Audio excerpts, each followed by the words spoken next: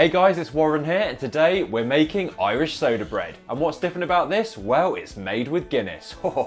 So let's get baking. Firstly, you need to get yourself a large mixing bowl. Then add 190 grams of wholemeal flour and 190 grams of plain white flour. Then add 1 teaspoon of bicarbonate of soda and 1 teaspoon of salt. Then briefly mix these dry ingredients together. You'll now need to add to the bowl 25 grams of cubed butter that's been brought up to room temperature. Then, using your fingertips, work the butter into the dry ingredients until you form a consistency like fine breadcrumbs. Next, use a spoon to make a well in the middle of the bowl, then pour in 150 millilitres of buttermilk and 100 millilitres of Guinness.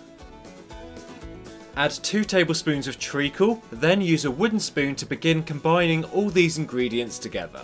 Then use clean hands to further knead the mixture into a dough. And for more tasty Irish recipes, why not try my Colcannon mashed potato by clicking on the link on screen.